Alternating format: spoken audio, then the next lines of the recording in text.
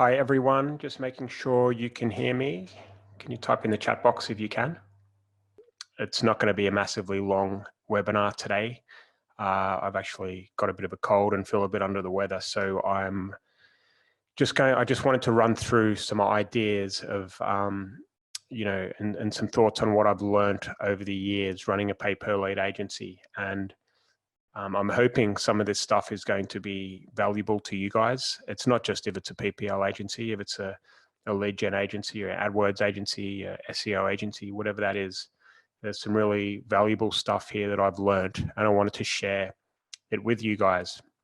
And of course, you can ask questions at any time, and I'll run through those questions. If it's a big question, I'll wait till the end if I can see it, and we can quickly just answer it on the spot, then we'll do it there. But I guess we might as well get started. So can everyone see my screen? It's just PPL agency hacks. Do you see that one? Just want to make sure. Okay, Anthony, cool. Good to see you here, mate. All right. So what are we going to run through today? And this is in no particular order. I just started building this slide deck and ideas just started popping into my head. So it's a little bit all over the shop, but each of these are kind of big, useful things that I've learned, and might as well get started. So tax efficiencies and pension, monthly profit and losses, VAT exemption, which has been a huge one for us this year, expectations documents and what to do with staff, Asana and how we use that within our agency, stand-up meetings, amazing for keeping staff and everyone, on song, hiring an assistant and why that's been amazing. When building a brand, hide your funnel. If delegating, spend twice the time you think. Meeting clients and building relationships, singular focus, and getting a good business coach. Okay, so first one, tax efficiencies and pensions. Why this is important. Everyone, when they're starting an agency or when they're even running a more mature agency, are scrambling forever, and they're not usually thinking about, the government incentives and taking advantage of that. For me, I started investing in my pension at 40 years old. And for me, this is too late. Okay, in the UK and in most countries in the world, there's epic advantages and incentives to invest in a pension, in your pension, and maximize those earnings. Because in the UK, you can invest 40K per person. Right, me and my wife are directors of my agency, and we can invest £80,000 per year, tax-free before any corporation tax. Okay, so it's almost, a lot of people talk about investing in property and all that type of stuff. For me, you can't really beat investing in your pension, because most of the time, if you're investing in property, you'll have to take the money out of the business in order to do that, and you get taxed on that. But if you're investing in your pension, you can go ahead and do that before tax, and it's very hard to beat. All right. And I'm sure it's the same in most other countries. We're lucky enough to be able to max that out each year. And if you look, well, basically, if you do a compound, I'm 41 now, turning 42 soon. And if I invest 40K per year, which I will be doing all the way up to I'm 55, which is when you can access that pension over here in the UK, then there'll be £1 million sitting in there. Okay, the power of compound interest is just incredible. And if I do it for myself and my wife, we'll have a very comfortable living when we hit 55. And it's pretty easy to do. It just comes out via direct debit. You don't even really notice it. You just kind of treat it as an overhead. And it forces you to kind of, it sounds a lot putting away 40K each year, but if it just comes out as one of your liabilities almost, then it forces you to do better, land new clients, and build faster. So I'm going to have that money coming out of my pension out of my direct debit every single month. And it's never too late to start. Even though I said it was late at 40, at least I've still got 15 years. So for you young guys here listening to this call, just start doing it. Even if it's only, you know, £500 a month or whatever it is, just start doing it, because it's amazing the power of compound interest. I'm sure you guys have seen those exponential curves. I mean, this is not advice. I don't think I'm allowed to give advice and that type of stuff. I'm just giving you an idea of what I'm doing. And if you have the ability to do it, take your own independent advice. And if you're in the UK, I can introduce you to a good IFA. Just hit me up at support@flexxable.com. The guy that set up everything up for us, I'll introduce you and he'll know exactly what to do because he's had experience with digital agencies. Okay, monthly P&Ls. All right, in a perfect world, you should know your numbers, your daily position. All right, with pay per lead, you know, there's a lot of numbers flying around, but you're getting paid per lead, and then you've got to factor in your ad spend, and the difference is your profit margin. Okay, then you've got VAT and corporation tax and everything that goes with that. All right, and you've got people that are paying you in advance. Some people will pay you in arrears. Some people will pay you on the back end. If you're not on top of your numbers, you can get yourself in deep trouble. All right, so what I did about probably 3 years ago is I hired a bookkeeper, and I made it extremely clear. I've got a bookkeeper and an accountant, and my bookkeeper's job is to, you know, on the second or third of each month, is send me through a profit and loss from the previous month. And it'll tell me exactly how much my VAT liability is, how much my you know, profit is for the month, the corporation tax, all of my liabilities, how much money I made. It'll give me year-to-date type stats. And it'll tell me who owes me, if there's any invoices that are unpaid, and it'll give me a cumulative sum of what my liabilities are, because sometimes you'll look at your business bank account and it's like looking awesome, but you don't realize you've got 11 months worth of VAT there to be paid. Okay, so if I can give you one bit of advice, is to start taking your numbers seriously and know exactly where you're at, ideally in a daily, you know, daily if you can. But if you monthly like me, then it's a lot better than what most people are doing. And I think my bookkeeper cost me £300 or £400 a month. I've got a few businesses, so she looks after all of that.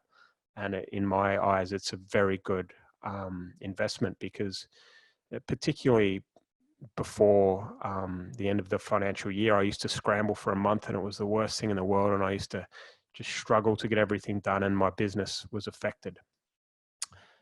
During that time, I started putting all of the other responsibilities to the side, and you know what happens when you do that. It's not good.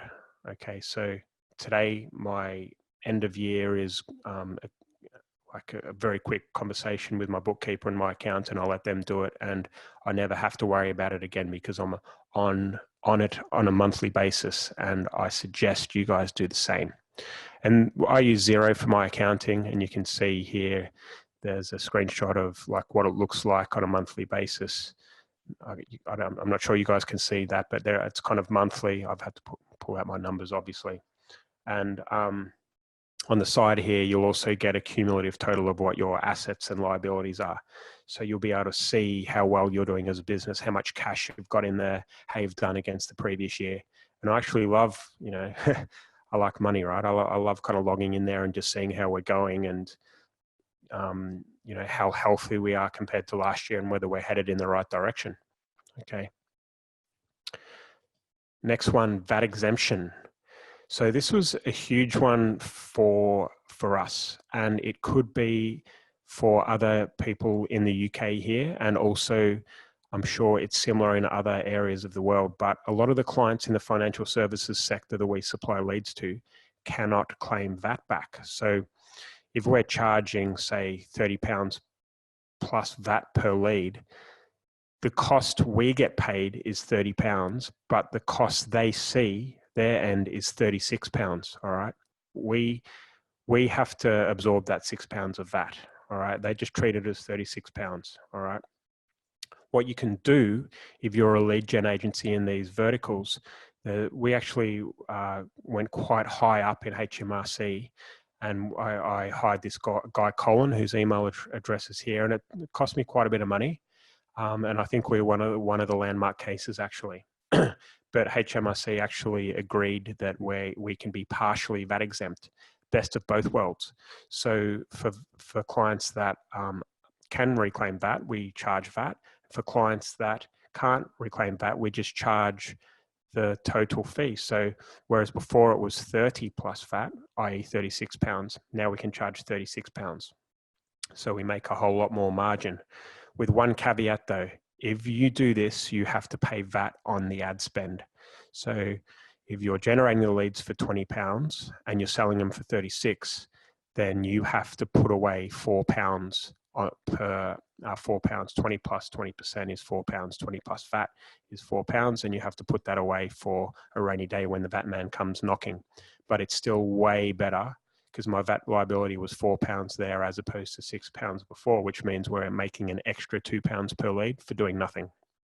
All right. And if you're in my situation, I had 3 or 4 years worth of doing this, and they actually can do it retrospectively.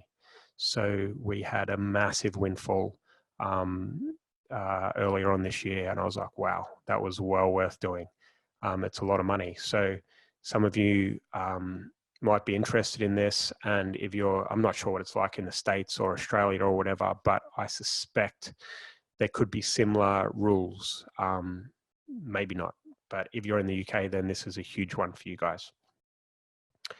Expectations documents.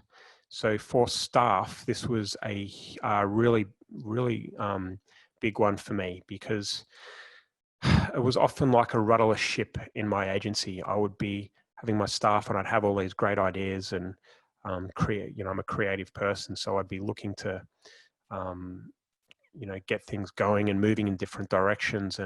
But basically my mind was all over the shop, and my staff were scrambling one week to do something, and then that's not as important. And then we move on to the next thing and move on to the next thing. And we ended up just going round and round in circles. And this is a really poor way to run the business. So I'm going to see if what we can do here. So if you have a look, hang on. I don't know if you guys can see this. I might be able to drag my screen a little bit. I think I can. Expectations document. So this is a simple one. It's for one of my staff members from 2018. So it's been updated, but it's a one-page document that tells them exactly what they need to do on a quarterly basis. All right. I meet with my guys and I catch up with them quarterly, and we talk about what they've done, and we talk about what they need to do over the next quarter. Okay. So with Graham, this is old and it's changed, but he had ownership of his ad accounts. The course, he had to do all the active campaign stuff. This was when he just started, so he had to finalize his role. He had to help with GDN search and YouTube. The creative meetings my team has every Wednesday, he chairs those.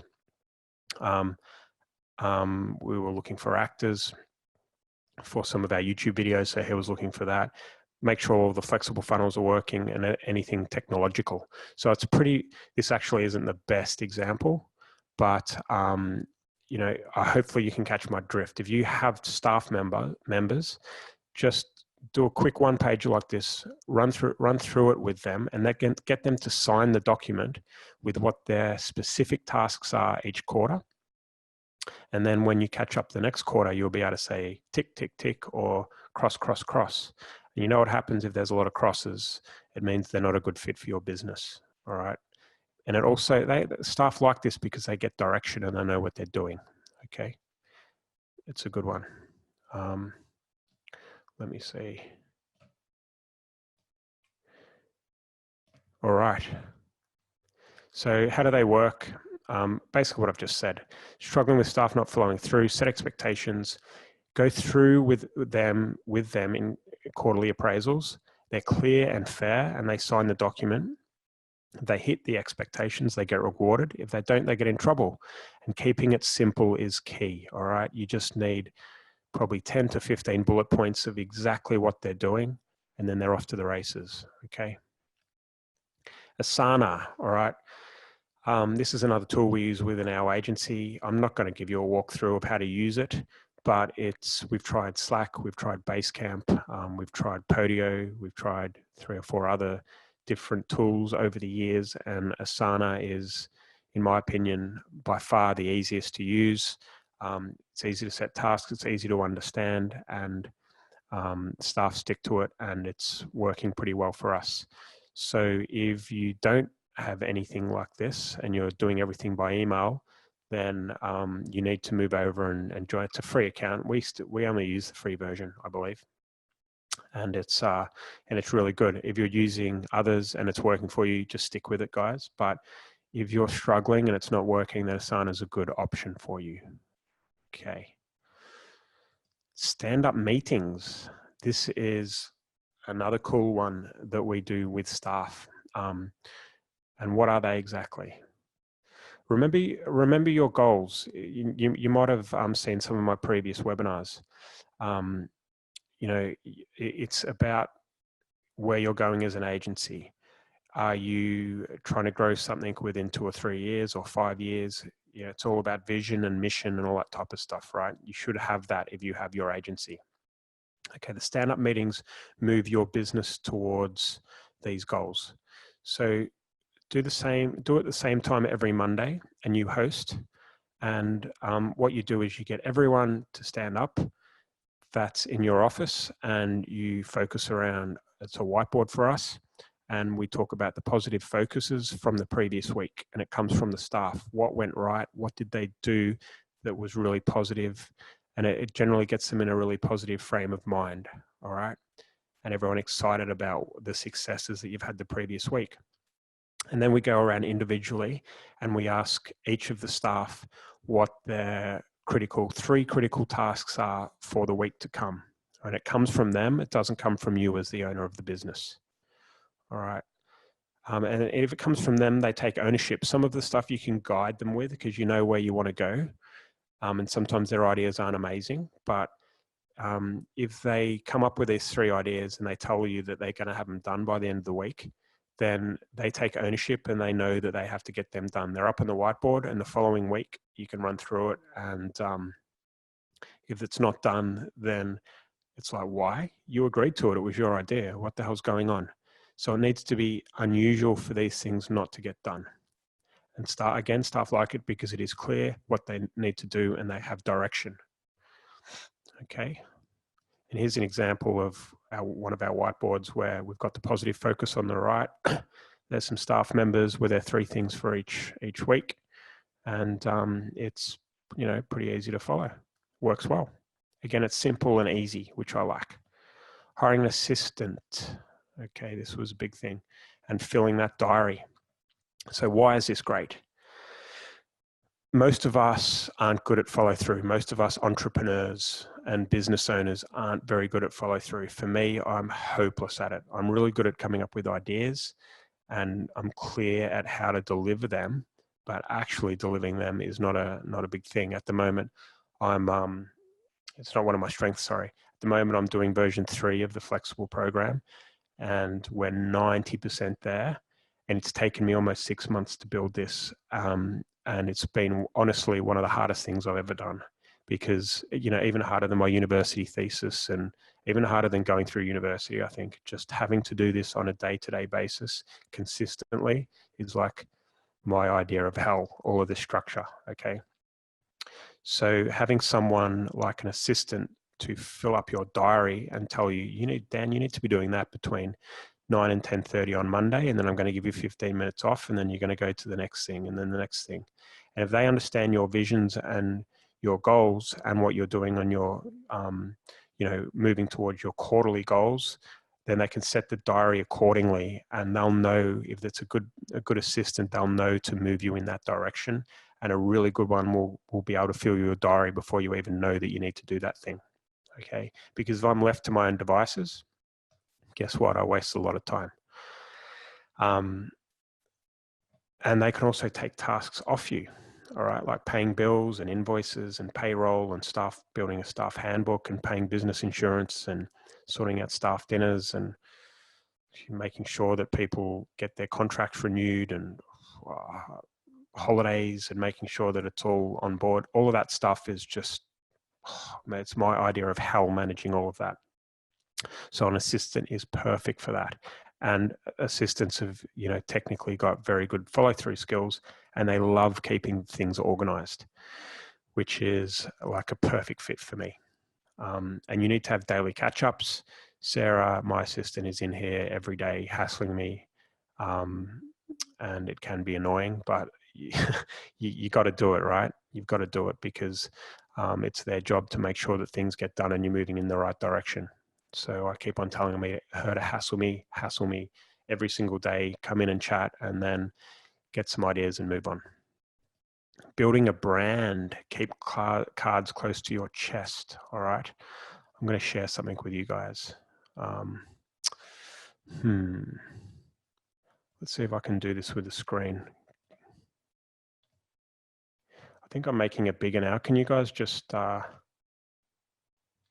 see if let me know if that's actually increasing the size? Just chat in the chat box.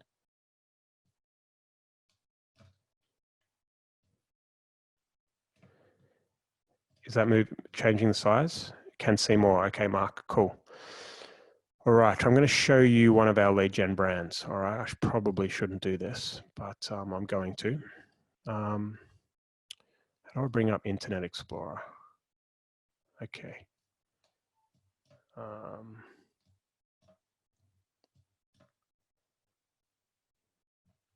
2 seconds.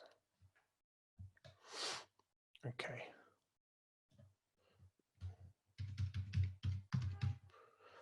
This is one of our lead gen brands. Okay, it's a debt consolidation website, and it's awesome. We basically generate leads via this website, and we distribute them to multiple different clients. Okay, on a national level, and it works really well. Okay, so what you see here is when you get started is like a chatbot type thing that we use LeadsHook to do this, and it's all cool and looks sexy and is awesome. But I'll give you a little tip. We don't actually send any traffic through this page at all. Maybe some organic traffic that finds it, but we keep our cards a little bit closer to our chest here. And I want to show you one of. Well, I found this the other day. Okay, I don't know whether it's going to come up now.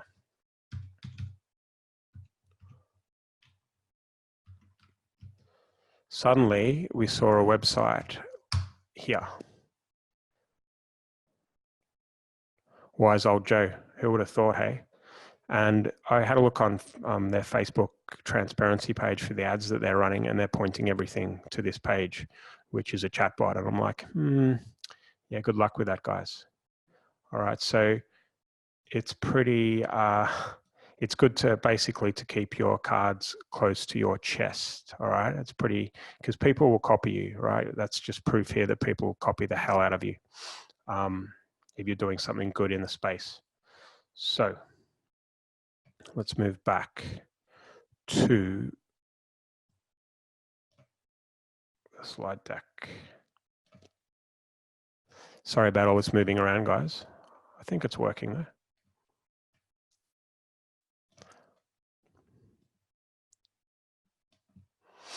All right. Hopefully you guys are getting a little bit of value here. It's just kind of off the cuff, but no, Mark, we don't do anything as crazy as that. We just don't show it to them in our, on our homepage. It doesn't make, it's not rocket science, but people aren't that smart, basically. Okay. So we often run our traffic through different fan pages as well, like than our brand. So people can't copy it and find it as easily like I did with those guys. So delegating, spend a lot of time explaining. All right. Another weakness of us business owners and entrepreneurs, we expect people to understand the big picture and then understand what to deliver. So if I said to one of my staff members, don't create a new brand for car insurance, a car insurance campaign. I want the website and the advertising account set up. In my mind, I know that they've got to go off and they've got to buy a URL and then speak with my designer in the office and come up with some cool stuff, and then build a funnel behind that page, and then build out a Facebook account, build out a YouTube account, get some actors, blah, blah, blah. You know, all of that stuff kind of comes easy for me to know what the moving parts are. It's like just, I guess, one of my skill sets, and one thing that I'm strong at, but the staff can't see that. All right. So it's very important to understand the moving parts to achieve that goal. And if tasks are continually being done wrong, it's likely your fault. In fact, it is your fault. So you need to be able to show them things like, what does success look like? What does failure look like? And what tasks need to be done to ensure that the big picture can be done. You need to break down those tasks into building blocks to get them delivered. All right. So if I've learned one thing, and also timeframes, okay, how long does it take for this to be done? And what do you expect it to be done in? Okay. Because I've learned the hard way, trust me. And sometimes you feel like you don't have time and you just go, blah, blah, blah, go and do that, please, blah, blah, blah. You end up spending way more time, you know, fixing what they came up with rather than getting it right the first time. So spend twice as long delegating and coming up with those bits and pieces, those building blocks. It's going to make your life a hell of a lot easier.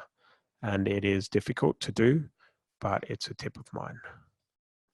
Meet clients and build relationships. I can't tell you how important this is. All right, I don't care if you're running pay per lead or you're running other agencies doing a multitude of different things. You'll have clients, right? How often do you go out and meet them and buy them a beer and have a chat and figure out where they're going and what their plans are and what they want to do? All right, I still don't do it enough, but I'm up meeting clients. The major cities my clients are in are Glasgow and Manchester. And I'm up there consistently meeting them, having a beer with them, you know, taking them and playing a round of golf, or, you know, having coffee, breakfast with them, or whatever that is. Because most of the time, good things come out of that. Usually it's an increased lead order for us, or it's, oh, this is working, and this other thing isn't working. Oh, well, Mr. Client, can I help you with that other thing? Is there something I can do to make that easier for you? And they're like, oh yeah, actually, how about we give that a trial? And there's always, always, always extra work and extra opportunity that comes from meeting these people, and they appreciate it. And the flip side is as well, that when things start going wrong, or you have a bad month with lead gen, they feel a little bit guilty about letting you go because you've developed that relationship. So it makes sense to meet them and build relationships. Singular focus. This is another big one, okay? Another weakness of mine. One task at a time, one niche vertical at a time, one ad network at a time, and one business at a time. Okay, only then move to the next niche vertical or business idea. I see too many people in my program. I've made this mistake with my own agency of trying to go after, trying to do too much stuff at once. Okay, we've got one vertical that's working for us and there's scope to grow it. And then someone comes up with a bright and shiny idea, or a client refers us to another client and says, okay, I've got a friend that's in the life insurance industry or whatever. They need leads. And I'm kind of like, yeah, let's give it a go. Let's give it a go. And then suddenly you've got two verticals to make work. You've got two lots of creatives. You've got two landing page funnels. It's just a headache. Okay. And it's very hard to get two things going at once and working very well. So start with one vertical and get that dialed in, because it's likely that you can generate more than enough income for a very long time in one vertical alone.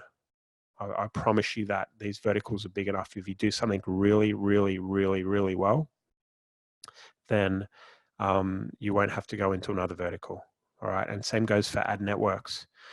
There's no point trying to, move from Facebook to YouTube to GDN to Taboola and trying all these different things at one time, because you won't do any of them well. You'll become a master of none. I've learned that the hard way too. All right. And the other thing is one business at a time. I know that sounds crazy, but I've got a bit of money in the bank and my mind starts racing. What else can I do? What else can I do? And I started thinking about investing in one of these F45 gyms, which is, you know, they look pretty good, and I like them as a franchise, and I've been to them, and they look awesome. I ran that past my kind of mentor, and he's like, Dan, you're crazy. You shouldn't be doing things like this. It's just going to take your focus away from what you're very good at, which is lead generation. All right. And he was right, because it sounds like it's one of those hands-off franchise investments, but they never are. And it's just going to take and sap my emotional energy. So learn to say no, and singular focus is key. All right. Don't try and have short wins. Have longer term wins, and you'll be fine.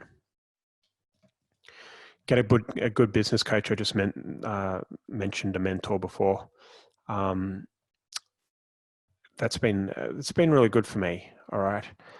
Where all us entrepreneurs are a bit nuts, we're a bit crazy, we're a bit irrational. My mindset is all over the shop. All right. It's funny, but I don't mind sharing this with you, because I know that you guys are probably the same as me, and I just want to let you know that it's normal. All right. From somewhere that's, you know, had some success, and you know, it looks like we're doing really well, and we are, but I still have days and even weeks where I think everything is going wrong.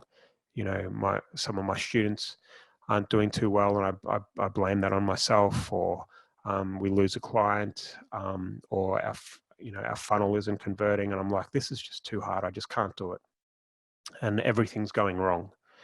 And you got to realize that this is normal. It's the yin and the yang scenario. There is absolutely nothing wrong, and you're not, you know, whenever there's good, there's bad, is what I'm trying to say.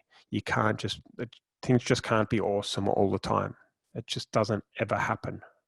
So having a coach like that to bounce ideas off and to keep you okay is important. I know he's a guy called James Franco. I think he has his business is called Silver Circle. I can make an intro if you're interested in something like this. And he has this thing where I can log into an app and I keep a journal. And he has access to that journal, so I can talk about what's working. And I at the moment, I break it down into 3 things, which is my mantra.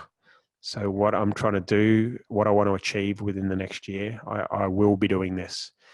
And then the second thing is what I achieved yesterday. And I talk about what worked well, kind of like the positive focus on the stand-up meetings I was talking about before. That's you know, a really good way to get to make me realize that, you know what, I'm actually doing pretty well here. Look what I achieved yesterday. I was super efficient. And the next thing is what my thoughts are.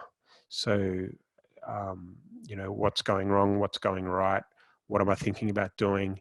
And he can kind of keep on top of that and get back to me and let me know whether it's a good idea or a bad idea, whether I'm on track, whether I'm struggling, whether we need to schedule in a call, that type of stuff.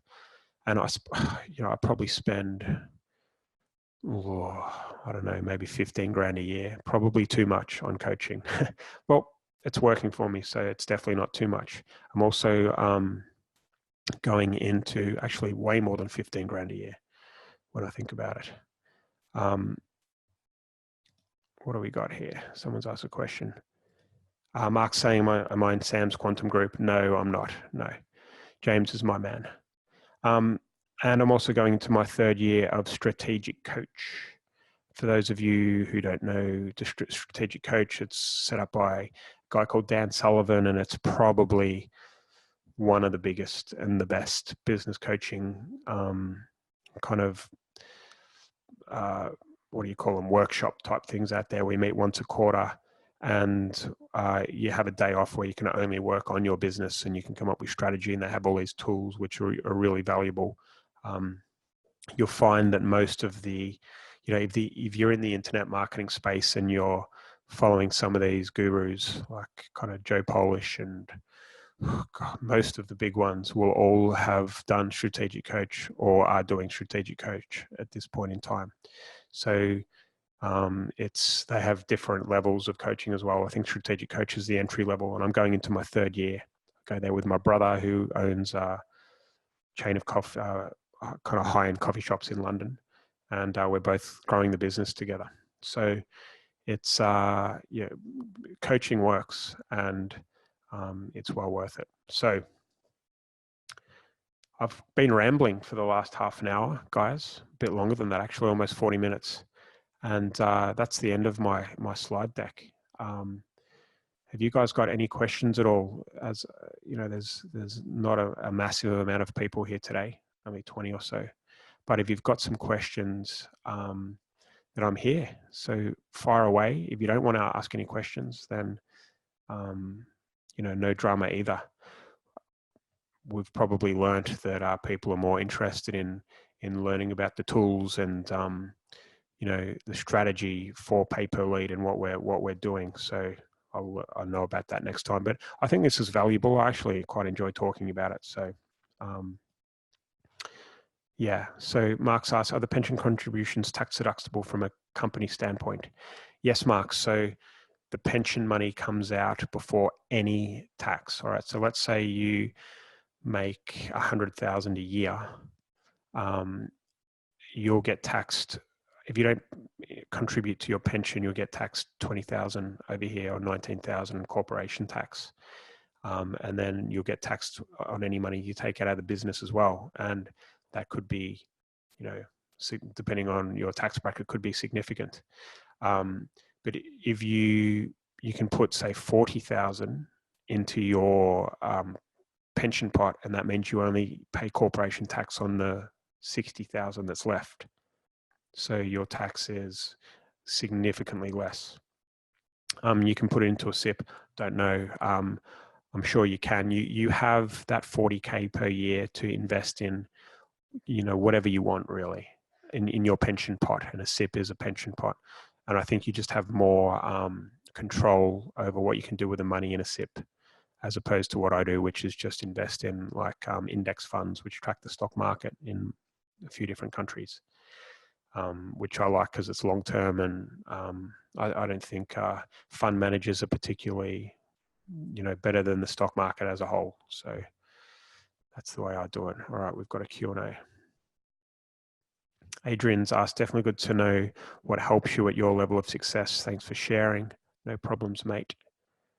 Anonymous attendee, are cost per leads high during this holiday season for you?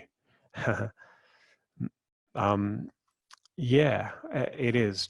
Leading up to Black Friday, I'd say that we're probably looking at about, it's actually not as bad as I thought, probably about 10 to 15% higher across the board at the moment.